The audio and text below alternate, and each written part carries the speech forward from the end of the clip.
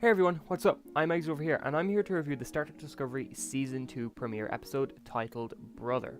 There is going to be huge spoilers for the episode from this point on.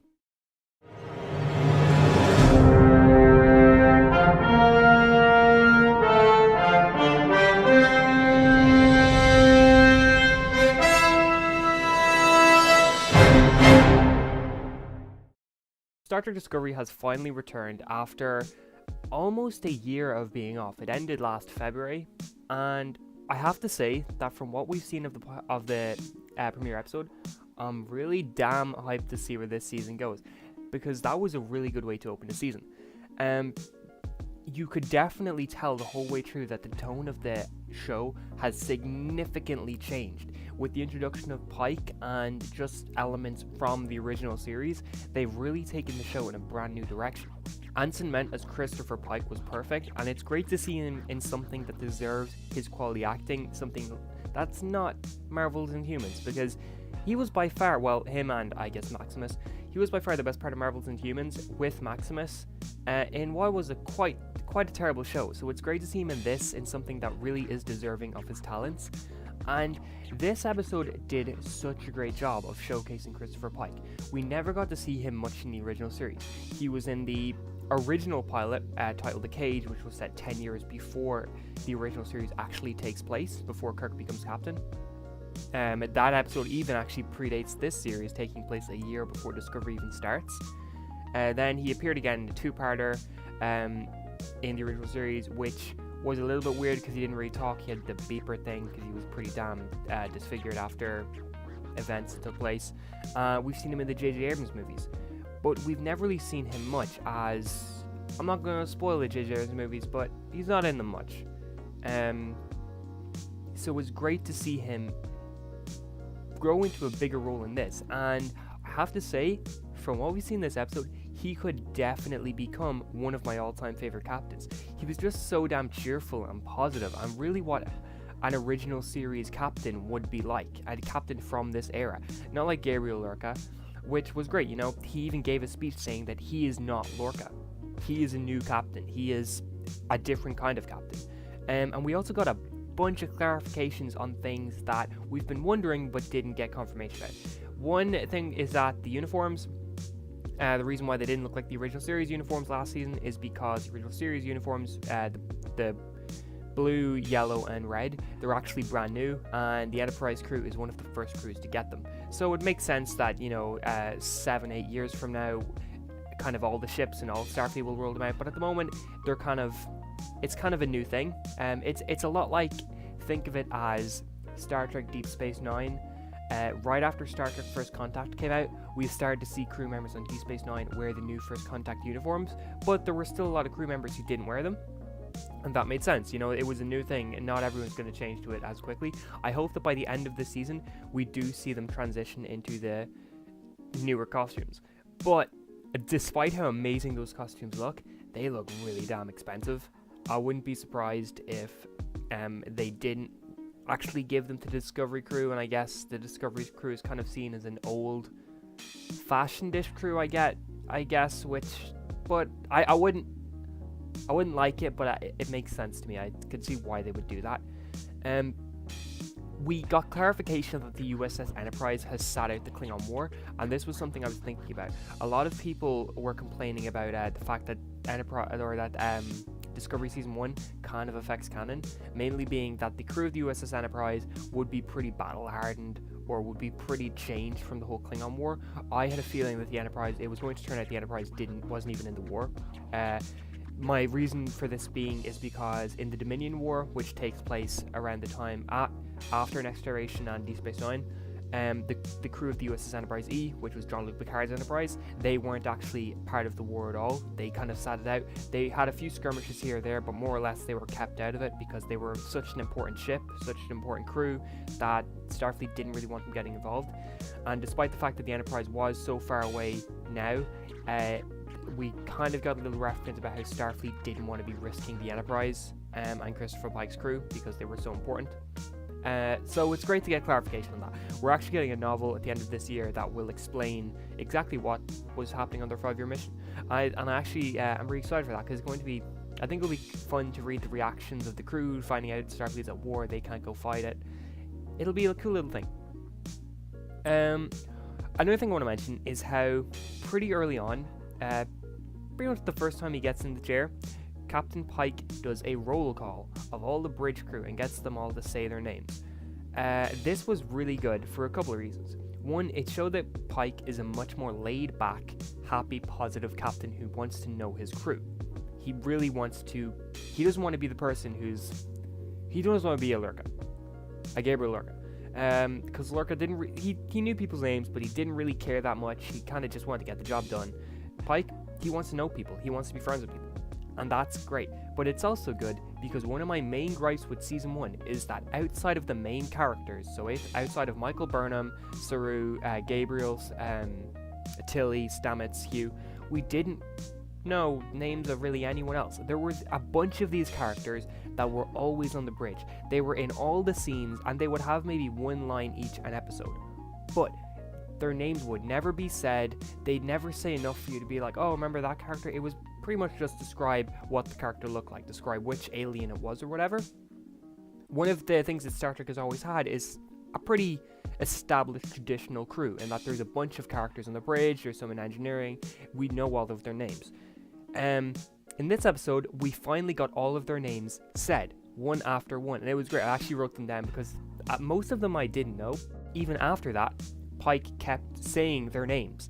It kept reaffirming who these characters are, and it kept kind of bringing them back into our minds, into the forefront, which I thought was great. Kayla Detmer, for example, I think she was in every episode last season. Well, besides the first two. No, she was on the USS Shinzo as well. Then yeah, she was in pretty much every episode last season. She was in most scenes that took place on the ships. You would always see her in the background. You would always see her give a look to someone else.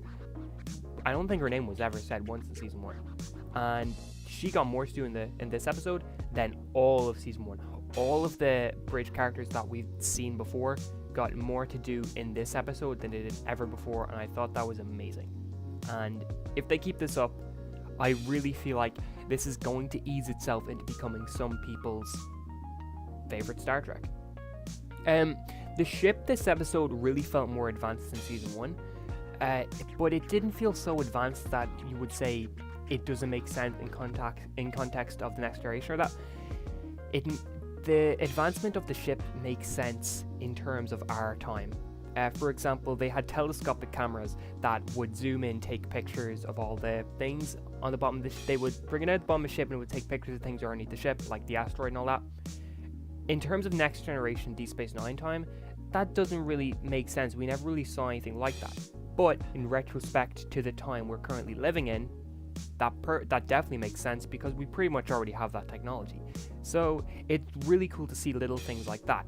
But there were some things that didn't seem too advanced that just looked really damn cool. The exosuits they are wearing, the way the helmets just kind of went back into the suit, that was really cool. We had the gravity simulator to catch the dark matter asteroids at the end of the episode. The way it kind of opened up was also really unique and cool. The character of, I think it was called Evan Connolly, who was the science officer from the Enterprise that came over. I think he was basically Spock's replacement on the Enterprise, but he came over here, and the whole time he was over here, I was just like, this guy is such a douche. What is the point of his character? And surprise, surprise, pretty soon into the episode, he's being just a pretentious dick. He's not listening to the advice, and he dies. He's basically the red shirt of the episode, except he's a blue shirt. So that makes me wonder if are they going to switch around the red shirt thing and make it blue shirts instead now? Which would be a cool little twist on the old Star Trek red shirt thing. But that was really cool. We learned that Spock took leave after when they came back from their 5-year mission. Spock took leave because he's having nightmares, and that coupled with the fact they had to sit out the war was kind of too much for him. We also found out that Spock was kind of a dick when he was a child. Michael came into their household. She just lost her parents. Amanda and Sark were trying to do everything to make her fit. She tries to be friends with Spock. Spock just slams the door in her face. And we learned that Spock pretty much never actually gave her the time of day. Even when they grew up together, they never really got along. And that's surprising to hear, because the Spock we see by the time the original series rolls around, he's not really that kind of guy who's like, he's not going to talk to you, he's not going to be friends with you. He seems like a pretty pretty nice person, as far as a Vulcan can be. So it's surprising to hear that Spock was just a dick, but I guess it makes sense. If he didn't like Michael, he wouldn't have had a reason to bring her up really at all in the original series or in his movies or whatever. So I guess it makes sense why he would, or I guess for that reason it would make sense if they'd make it that they don't like each other. There were parts of this episode that felt very much like the J.J. Abrams movies, more so than season 1, surprisingly. Overall, this episode felt much more like traditional Trek than the J.J. Abrams movies, but there were little elements in this episode that felt more like the J.J. Abrams movies than last season did. But it wasn't necessarily bad. The pod scene with the free falling and all that really felt like something that would come straight out of those movies. As a matter of fact, I'm pretty sure we saw things pretty similar to that in both Star Trek 2009 and Star Trek Into Darkness. On top of that, the turbolift, we got an outside view of the turbolift, and seeing it go around the ship was something that really reminded me of seeing engineering in Star Trek Into Darkness. It wasn't bad at all. It was actually a really intriguing way to show the turbolift, because as far as I know, we've never seen how a turbolift moves in a starship. We've only seen them from the inside. So to see it kind of moving around inside the ship, that was pretty unique. And despite how J.J. Abrams-ish it looked, I'm happy they did that. I want to run over some Easter eggs pretty quick before I kind of wrap up. I might do an Easter egg video because there was a lot to unpack in this episode.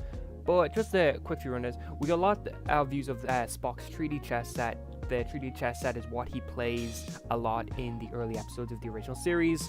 I actually believe that the first Star Trek original series episode with Kirk in it, which would be the Corbin Maneuver, I think that opens with Kirk and Spock playing 3D chess together.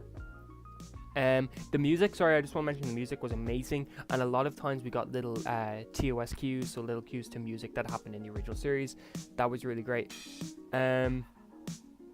Stamets mentioned that he knows an ethnobotanist colleague on board of the Enterprise. I don't know if that's a certain character we're supposed to remember, but as far as I know, the only characters who serve on the Enterprise at this time that we would know when original series rolls around would be number 1, Pike and Spock, and since it can't be Spike and Spock, I messed that up. Well, it can't be Pike or Spock. It can't be number 1 either. I'm wondering if it's someone we're supposed to recognize, or maybe it could just be a random reference. I liked everyone freaking out over the USS Enterprise because it's a Constitution class starship. It's like brand new now. Well, it's actually not brand new. It's been around for about 12 years at this point. But it's such a pretty ship. Everyone loves it. The new uniforms, the crew of the Enterprise, they're famous. I thought that was great because of course you would know this crew.